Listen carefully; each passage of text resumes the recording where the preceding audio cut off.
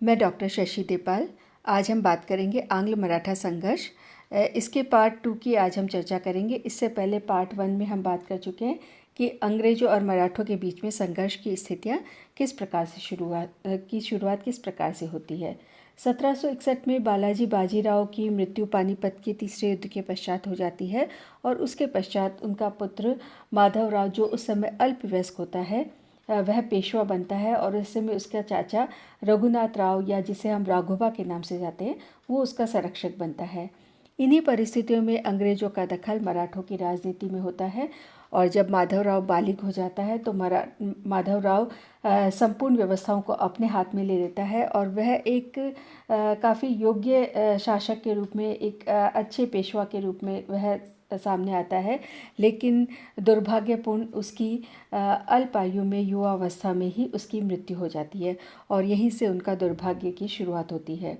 माधवराव के पश्चात उसका भाई नारायण राव गद्दी पर बैठता है, जिसका वध करके राघोबा स्वयं पेशवा बन जाता है। और लेकिन तो नाना फडणवीस और अन्य मराठा सरदार जो है वो राघोबा को हटाकर माधवराव द्वितीय को पेशवा बनाते हैं और राघोबा भागकर अंग्रेज़ों से सूरत की संधि कर लेता है। यहीं से अंग्रेज़ों का मराठों की राजनीति में दखल, सूरत की संधि और उसके पश्चात तेलगांव का युद्ध, बड़गांव की संधि और अंततः 17 मई 1782 को सालबाई की संधि हुई और इस सालबाई की संधि के साथ में प्रथम आंग्ल मराठा संघर्ष समाप्त हो गया और पेशवा माधवराव द्वितीय को मराठों का पेशवा मान लिया गया।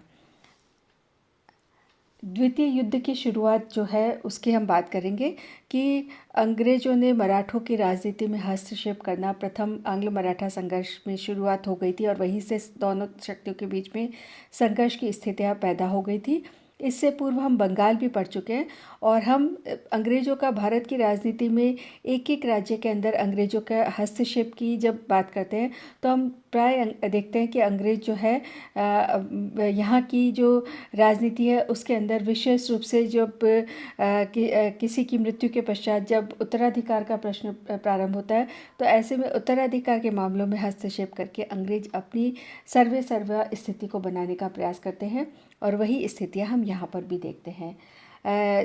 1784 में पिट्स इंडिया पैक्ट पारित हो गया और इस पिट्स इंडिया एक्ट के द्वारा जो है गवर्नर जनरल को देशी राज्यों में अहस्तक्षेप की नीति का पालन करने के आदेश दिए गए। इस समय कॉर्नवालिस गवर्नर जनरल था और उसने प्रारंभ में अहस्तक्षेप नीति का पालन किया, लेकिन जब उसने देखा कि मराठे निज़ाम सभी टीपू के विरुद्ध हैं तो उसने भी इस नीति का त्याग कर दिया। इधर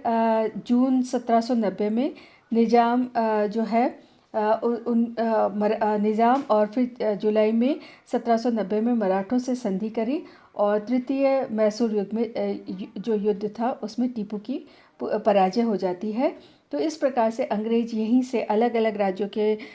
आंतरिक मामलों में दखल देने का प्रयास और यहाँ की राजनीति के अंदर अंग्रेज सर्वा होने का प्रयास कर रहे थे। इधर मराठों की राजनीति की बात करें तो यहाँ नाना फडणवीस जो कि मराठों का अभी प्रमुख नेता था उसमें और महादजी सिंधिया जो सिंधिया नेता था, इनमें आपस में नहीं बनती थी, इनमें भी आपस में वैमनस्य था। इधर होलकर और नाना फडणवीस की भी आपस में नहीं मिलती थी और ऐसे में सभी मराठे आपस में, जैसा कि हमने पार्ट 1 में बात की कि मराठों की अलग अलग विभिन्न शाखाएं थी और इनमें आपस में एक दूसरे के साथ में एकता का अभाव जो है वो था और इसी चीज़ का फ़ायदा या इसी बात का फ़ायदा अंग्रेज़ों ने उठाने का प्रयास किया। किंतु फिर भी 1795 में खरदिला के युद्ध में सभी मराठे जो है वो पेशवा के नेतृत्व में एक हुए और उन्होंने निज़ाम को परास्त किया।